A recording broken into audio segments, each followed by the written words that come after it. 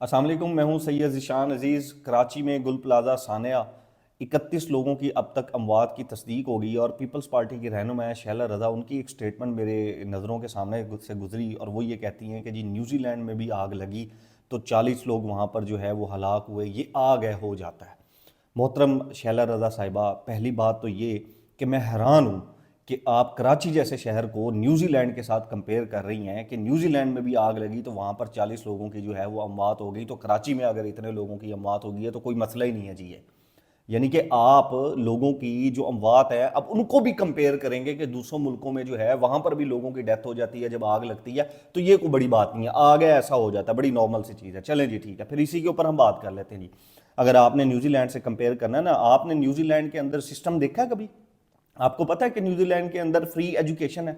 आपको पता है न्यूजीलैंड के अंदर जो हेल्थ सिस्टम है वो फ्री है टोटल, वो खवातीन के लिए हो, बच्चों के लिए हो, बुजुर्गों के लिए हो। आपको ये पता है कि न्यूजीलैंड में जो नौजवान लोग हैं या बूढ़े लोग हैं उनकी बेरोजगारी के लिए भी एक फंड होता है?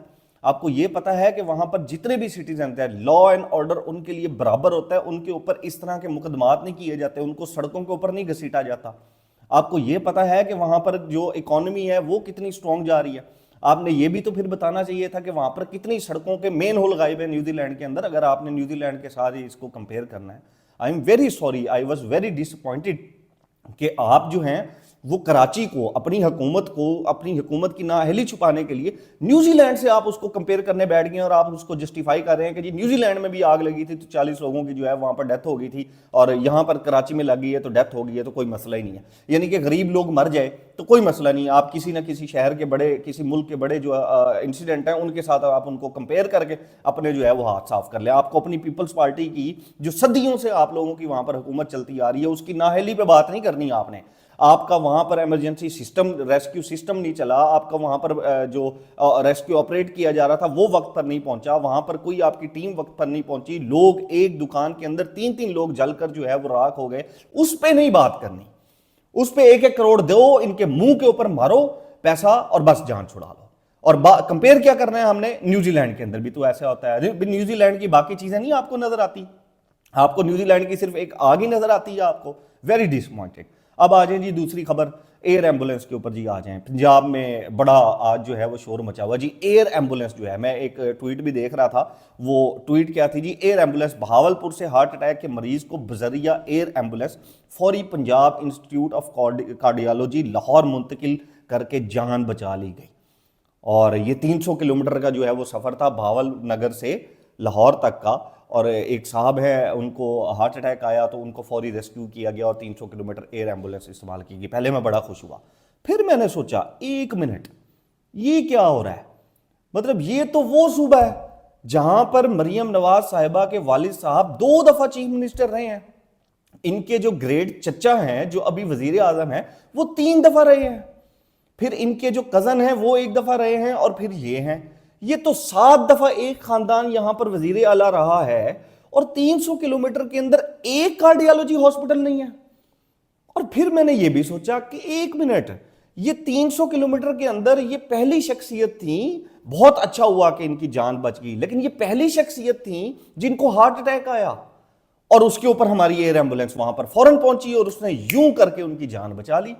यानी कि आप ये अंदाजा लगाएं कि इस 300 किलोमीटर की बेल्ट के अंदर एक शख्सियत पाकिस्तानी, जिसके टैक्स के पैसों से ये मुल्क चल रहा है, जिसके टैक्स के पैसों से ये जो हुक्मरान है ये अयाशियां कर रहे हैं, एक शहरी बचाया गया और उसके ऊपर टिकटॉक बन रही हैं, वीडियोस उसके ऊपर बन रही हैं। लेकिन शर्म ये नहीं आ रही कि 300 किलोमीटर में जो बाकी लोग हैं वहां पर, जिनको खुदा ना खास्ता हार्ट अटैक होता है या कुछ होता है, तो वो कहां जाएंगे? बस एक शहरी बचाया, अब उसके ऊपर टिकटॉक लगा दो, मरियम नवाज साहिबा ने 300 किलोमीटर से भावल नगर से लाहौर में एक शहरी जो है वो लाकर उसकी जान बचा ली। ये नहीं किसी ने पूछना मीडिया में कि भाई 300 किलोमीटर के दरमियान में कितने लोगों को हार्ट अटैक आए और कितने लोगों की डेथ हुई, कितने लोगों को रेस्क्यू किया गया। वो 300 किलोमीटर की बेल्ट के अंदर कोई कार्डियोलॉजी हॉस्पिटल क्यों नहीं है? 7 दफा वजीर आला आपके खानदान में से आपके वालिद साहब, आपके चचा और आपके कजन रहे हैं, उसके ऊपर नहीं बात होनी, क्योंकि टिकटॉक तो बननी नहीं है वहां पर। वहाँ पर तो बात ये होनी है कि हुकूमती प्रोग्रेस क्या थी आप लोगों की। वहाँ पर तो सब कुछ लाहौर के अंदर बनाया, जनूबी पंजाब, फिर ये बावल नगर वाली साइड, तोसे वाली साइड, सारी साइड आपने निगलेक्ट कर दी। सारा पैसा आपने अंदर जो है वो लाहौर में लगा दिया, और अब एयर एम्बुलेंस में एक पाकिस्तानी की जान बचा के आपने पूरे पंजाब के ऊपर एहसान कर दिया। हम आपके बहुत बहुत ममनून हैं। अब आ जाएंगे आप जवाद अहमद साहब के ऊपर और इकरार भाई के ऊपर। पहले इकरार भाई के ऊपर आ जाएं आप।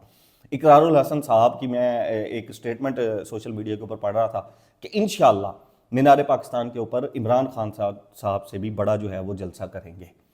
फिर कल क्या हुआ कि आज के दिन हरमीत सिंह, हमारे जर्नलिस्ट हैं इस्लामाबाद से, बड़े प्यारे भाई हैं, उन्होंने एक स्क्रीनशॉट किया, शेयर किया।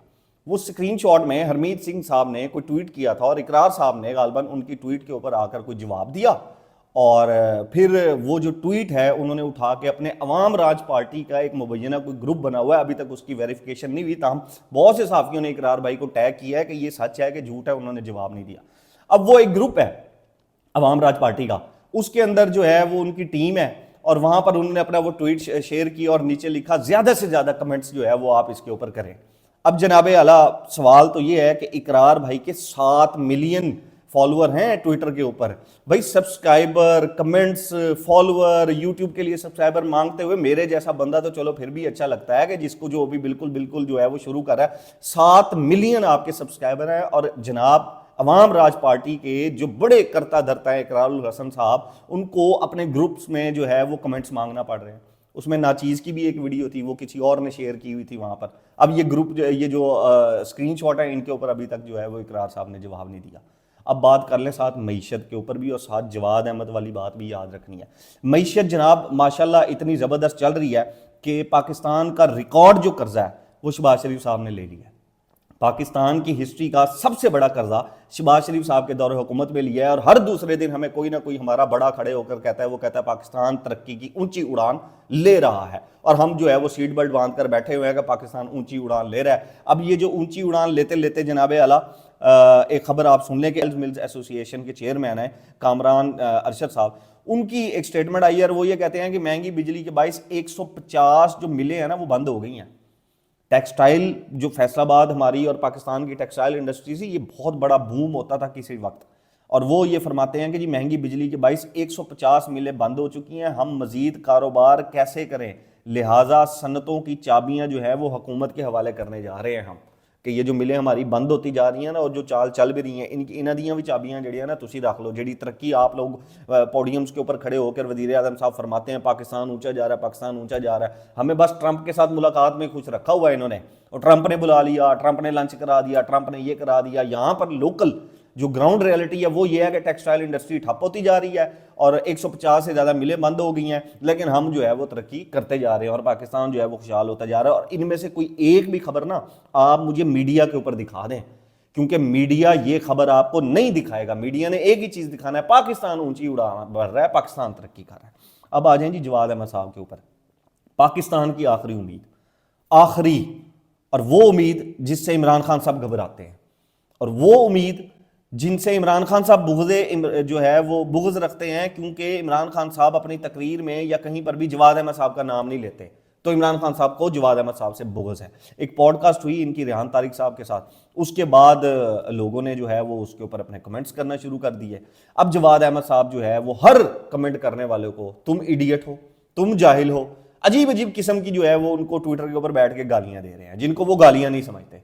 मेरी नज़र में वो गालियाँ, खलील रहमान कमर साहब को भी जो है वो उन्होंने गालियां जो है वो देना शुरू कर दी, इडियट, और ना ये शायर है ना कुछ है। मोहतरम जवाद अहमद साहब, अगर आप पाकिस्तान की 24 करोड़ अवाम से लड़ते रहेंगे तो फिर वोट किससे लेना है आपने? मुझे तो ये नहीं समझ में आ रही। आप इमरान खान साहब का कह रहे हैं वो बदतमीज है, वो गालियां देता है, तो आप क्या कर रहे हैं? आपकी तो ट्वीट्स भरी पड़ी हैं बदतमीजियों से और आपकी गालियों से जो है।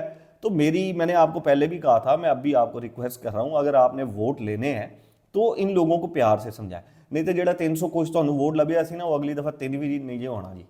तो अब तक के लिए बहरहाल इतना ही। अपने चैनल का ख्याल रखिएगा, अपना ख्याल रखिएगा। अल्लाह हाफिज़।